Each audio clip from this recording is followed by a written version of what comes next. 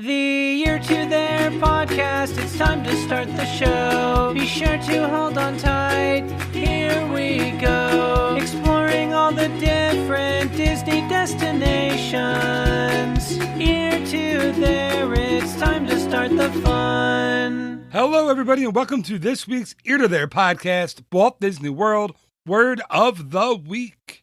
I am your host Phil Gramlich, and each and every week I will bring you a different Walt Disney World word and then give you tips, tricks, hints, background information, all kinds of stuff about that word. So like Fergie and the Black Eyed Peas said, let's get it started. This week's Walt Disney World Word of the Week is brought to you by the letter K. K for Kilimanjaro. Yeah, this week I want to talk all about Disney's Animal Kingdom's flagship attraction, the Kilimanjaro Safaris.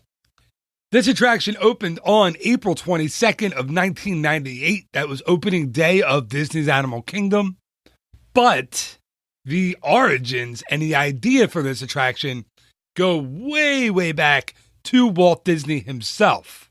I mentioned this before when I talked about the Jungle Cruise on one of the Word of the Week episodes, but Walt Disney wanted live, living, breathing, that's what live means, I guess, animals on his original Jungle Cruise in Disneyland. And Imagineering, as it was known back then, WED, looked at all kinds of different ways to try to make his idea happen.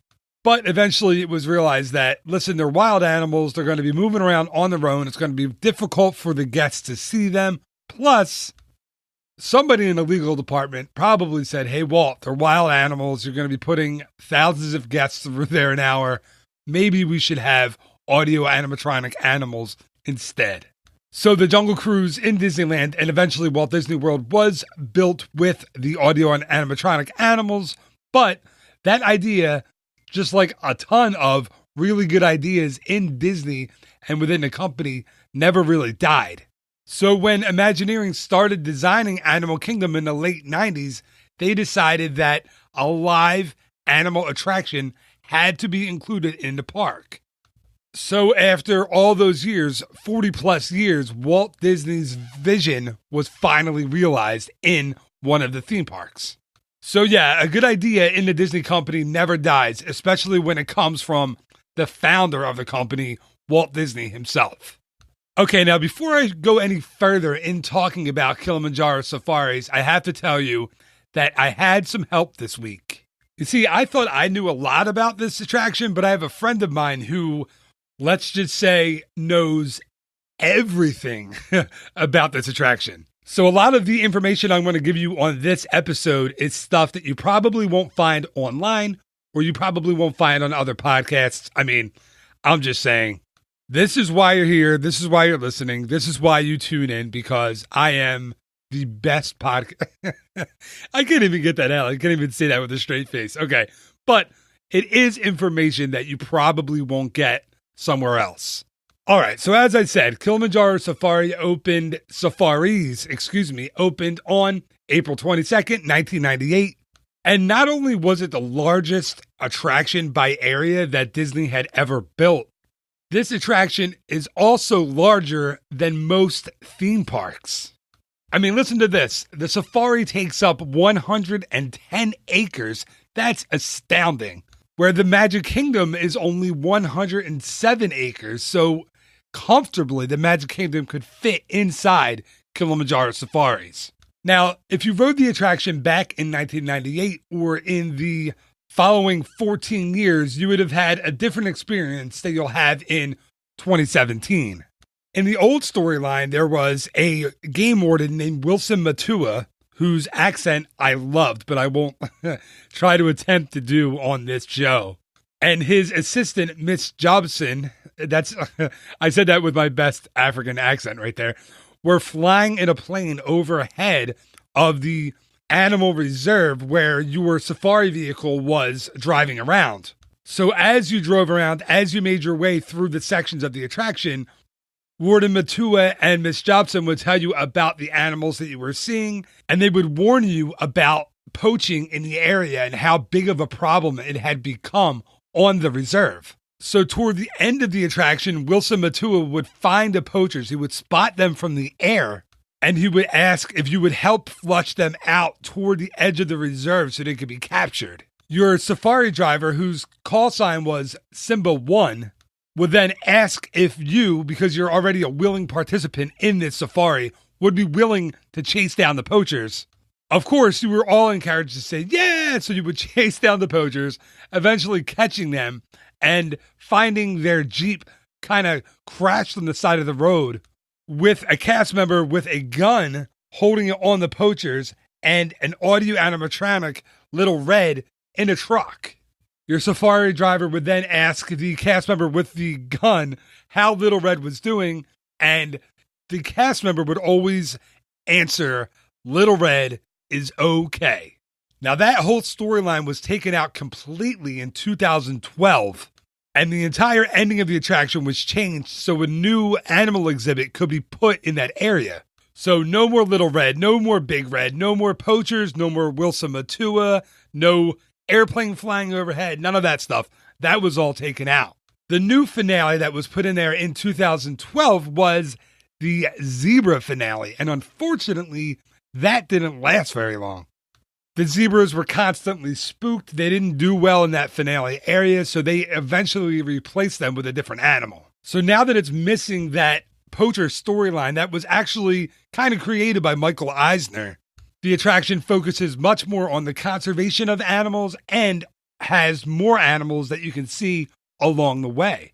So what animals can you see exactly on the way? Well, right now in 2017, as I am recording this, there are 26 different species of animals on Kilimanjaro Safari.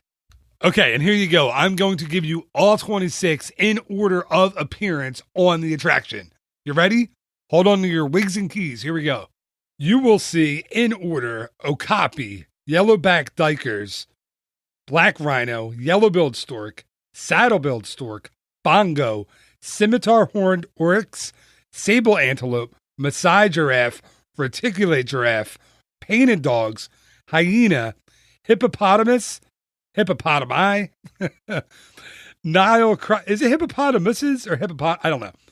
Nile crocodile, springbok, wildebeest, Patterson's eland, African elephant, flamingo, white rhino, cheetah, African lion, warthog, ostrich, zebra, and addax. You will see these animals in 5 different sections of Kilimanjaro safaris, right?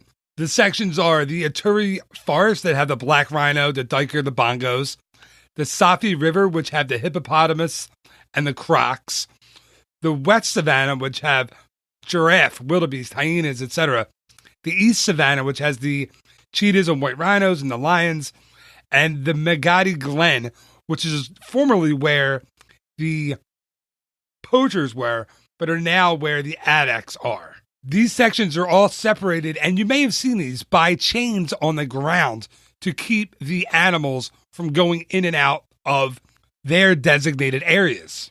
Imagineering also used water features, moats, and different natural barriers to keep the animals at a safe distance from both one another and the safari vehicles. Okay, now let's talk about some cool, fun facts, maybe little-known facts about Kilimanjaro safaris. Now, this attraction is the highest capacity attraction that Disney has ever built. It can accommodate up to 3,700 guests per hour. Now, that wasn't always the case. When the attraction originally opened, it opened with 8 rows of seats in each vehicle. But because the attraction proved to be so popular with guests, a 9th row was added to each vehicle after a few years of operation. There are currently 44 attraction vehicles, and each one can be running at once to maximize the number of guests that get to go through that attraction per hour. Kilimanjaro Safaris pretty much never shuts down to do anything, including inclement weather. As a matter of fact, it's one of the only outdoor attractions that can actually run in lightning.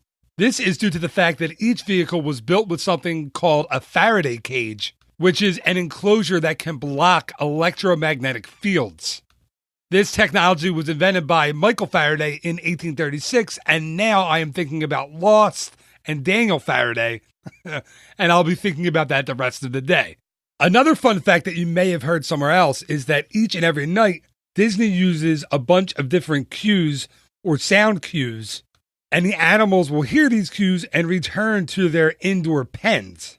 And this is true. They actually do that. They have a bunch of horns and whistles and drums to kind of draw the animals back to their habitats that are inside for the evenings. But not all of the animals return inside. The crocodiles, for example, will stay in their enclosure in the attraction overnight.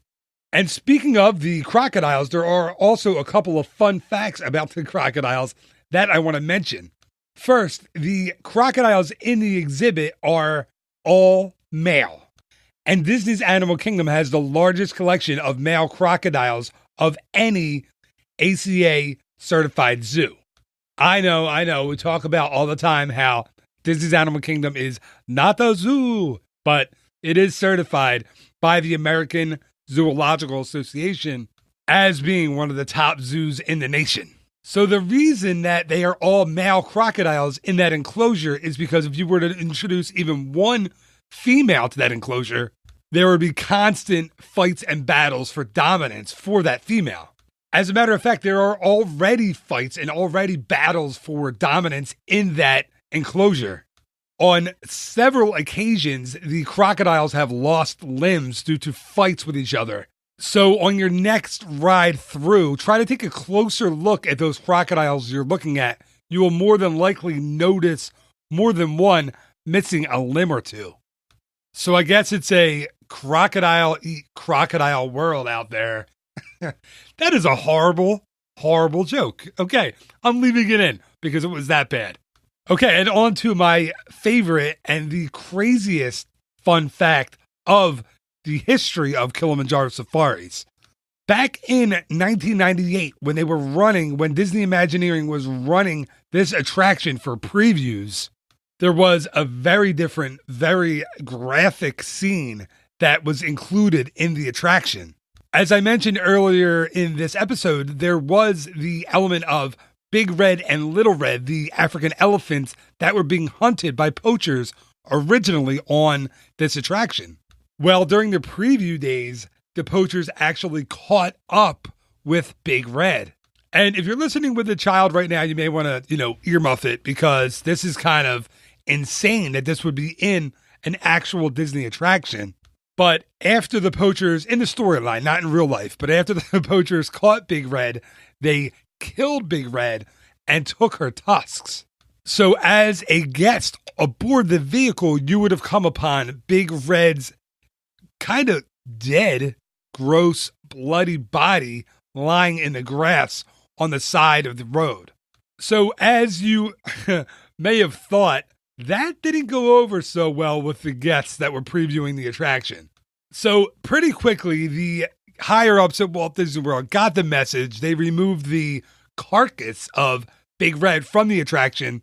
They changed that storyline element around.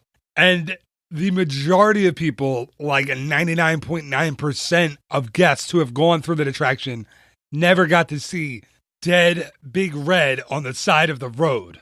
But, and I'm not recommending you do this, but if you do a little searching, a little sleuthing on the old internet, you can find pictures still to this day. I found them in my research of this episode, and yeah, it was just a really bad idea from Disney to have that as the finale of an attraction. And now I wonder where that giant dead elephant statue went. I wonder who has that. Is it in someone's living room? Like, does Michael Eisner have that in his house? Like, okay, here's the living room, here's the kitchen, here's the dead Big Red room. That's horrible.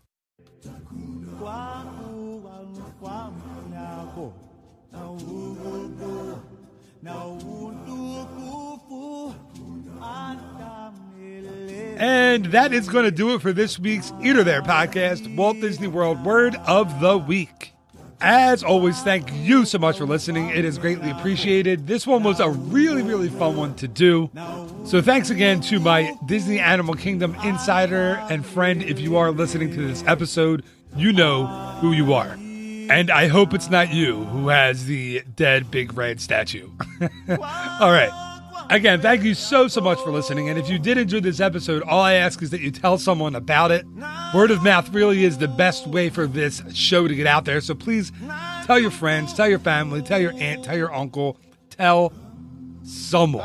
All right, just remember there will be a new episode of the Walt Disney World Word of the Week each and every Wednesday morning, as well as a new episode of the regular Ear to There podcast each and every Monday morning.